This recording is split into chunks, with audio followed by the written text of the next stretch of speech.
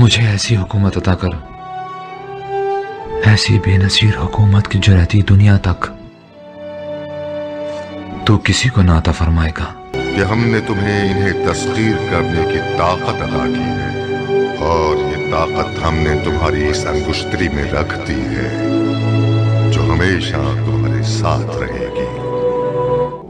हज़रत सुलेमान अलैहिस्सलाम बनी इसराइल के एक इंतहाई अहम तरीन पैगम्बर और बादशाह थे। आप हज़रत दाऊद अलैहिस्सलाम के बेटे थे और बहुत ही एक्स्ट्रा ऑर्डिनरी शख्सियत के मालिक थे।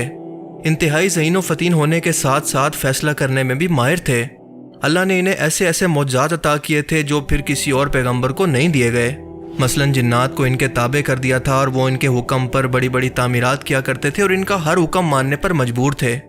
हवाओं को आपके ताबे कर दिया था जो कि आपकी सवारी समेत आपको उड़ाकर महीनों का सफ़र घंटों के अंदर तय करवा दिया करते। आप जानवरों और परिंदों की बोलियां समझ सकते थे और इन पर भी आपकी हुकूमत थी। सबसे बढ़कर आपको पूरी दुनिया पर जहां जहां उस वक्त इंसानी आबादी मौजूद थी हुकूमत अता की गई, जो कि क़यामत से कुछ अरसा पहले तक हज़रत ईसा अलैहिस्सलाम की वापसी के बाद सिर्फ उनको अता की जाएगी, जब पूरी दुनिया पर सिर्फ एक ही मज़हब और दीन होगा, यानी दीन इस्लाम। हज़रत सुलेमान अलैहिस्सलाम का जिक्र कुरान करीम की सूरा अन-नमल और सूरा अस-सबा के अंदर मौजूद है, लेकिन आपकी ज़िंदगी से मुतल्लिक ज़्यादातर मालूमात इसराइली रिवायात के अंदर मिलती हैं, क्योंकि आप बनी इसराइल के ही पैगम्बर थे जो कि तौरात को मानने वाली थी।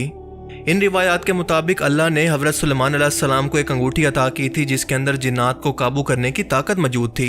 आज हॉलीवुड के अंदर भी इस कॉन्सेप्ट पर कई फिल्म्स बन चुकी हैं जिनके अंदर यह दिखाया जाता है कि एक अंगूठी की ताकत की मदद से कैसे एक शख्स जिन्नात और शैतानी फौज को काबू कर सकता है। मिसाल के तौर पर हॉलीवुड की मशहूर film Lord of the rings.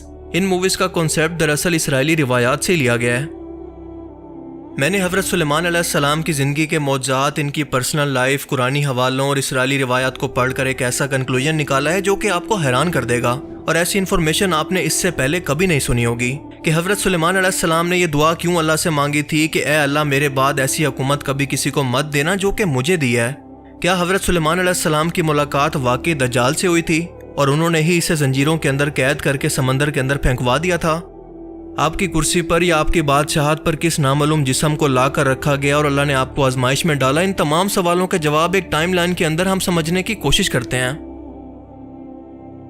हज़रत सुलेमान अलैहिस्सलाम की वफ़ात का किस्सा और अल्लाह का इन्हें एक आजमाइश के अंदर डाल देना, जिसका जिक्र कुरान करीम के अंदर मौजूद है, हमें ऐसी इन्फॉर्मेशन देता है जो कि एक टाइमलाइन की सूरत लॉजिकली अहम तरीन वाक़यात को आपस में जोड़ती है। इस इन्फॉर्मेशन का ज़्यादातर हवाला तफसीर इब्न कसीर से लिया गया है और इस वीडियो को हम 2 पार्ट्स के अंदर डिवाइड करेंगे। तो चलिए शुरू करते हैं। जिन्नात हज़रत आदम अलैहिस्सलाम की आमद से पहले ज़मीन पर आबाद थे, लेकिन कितना पहले इसका कोई जिक्र मौजूद नहीं। लेकिन इनके शर व फसाद की वजह से इन्हें हज़रत जिब्राइल अलैहिस्सलाम और इनकी फ़ौज ने अल्लाह के हुक्म पर जंग करके इनको वीरान मैदानों, पहाड़ों और समंदरी जजीरों के अंदर कैद कर दिया ताकि इंसानी नस्ल को आगे बढ़ने का मौका मिल सके। इसके बाद आज से 3000 साल पहले हज़रत सुलेमान अलैहिस्सलाम के दौर के अंदर जब अल्लाह ने जादू का इल्म हारूत और मारूत फरिश्तों को सिखाकर ज़मीन पर भेजा कि इंसानों की आजमाइश करें, तो साथ साथ इन्हीं इंसानों की आजमाइश के लिए इन तमाम जिन्नात को भी आज़ाद कर दिया। और ये आज से 3000 साल पहले का टाइम है। जब इन जिन्नात की वजह से फितना फसाद इंसानों के अंदर बढ़ने लगा, ये जिन्नात इंसानों के दिमाग पर हावी होकर इनसे कत्ल व गारत करवाने लगे, तो अल्लाह ने हज़रत सुलेमान अलैहिस्सलाम को एक अंगूठी अता की और फरमाया कि इस अंगूठी की वजह से आज से ये तमाम जिन्नात तुम्हारे कब्जे में रहेंगे। ये आज से तुम्हारे गुलाम हैं, तुम जो चाहो इनसे करवा सकते हो। अब यहाँ पर एक कॉन्सेप्ट आप पहले क्लियर कर लें कि इंसानी तारीख के अंदर जितने भी पैगम्बरों को मौजज़ात दिए गए हैं वो किसी न किसी फिजिकल मीडियम से जुड़े थे।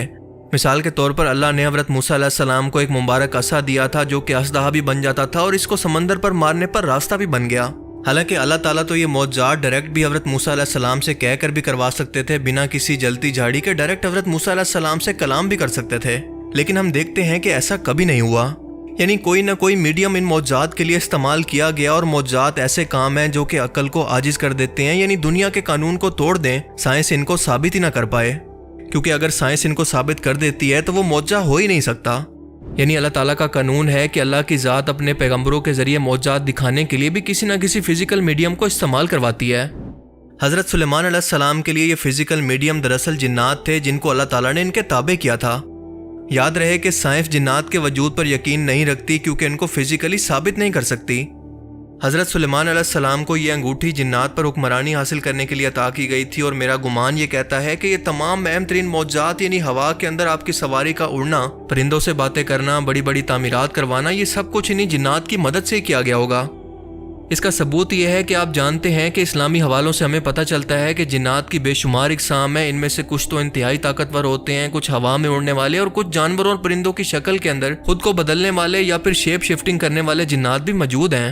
لہٰذا آپ کے ٹائم کے اندر ہر ایک نسل کے جنات کے ذمے الگ الگ اور مخصوص کام تھے ان کی قابلیت اور طاقت کے حساب سے۔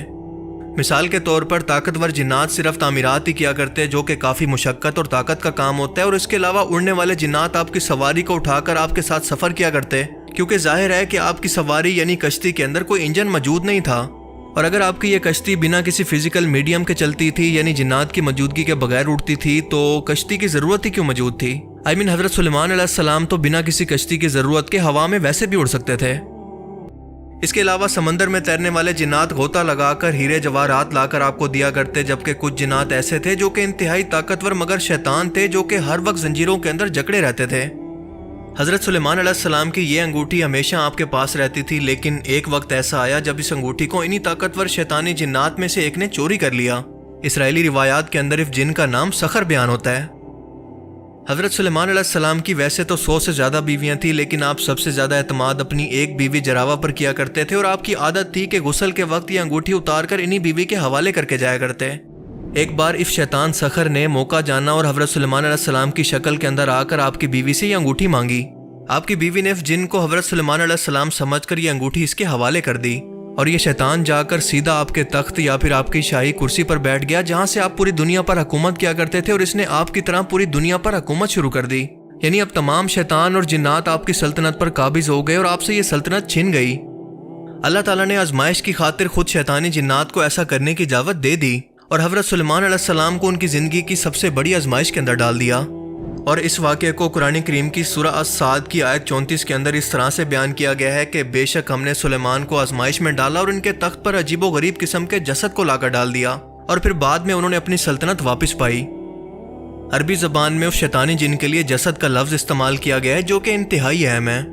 یاد رہے کہ جسد ایک ایسے جسم کو کہتے ہیں جس کے اندر روح موجود نہ ہو، جیسے جسد خاکی جو ایسے انسان کے جسم کے لیے استعمال ہوتا ہے جس کی روح اس کو چھوڑ کر جا چکی ہو۔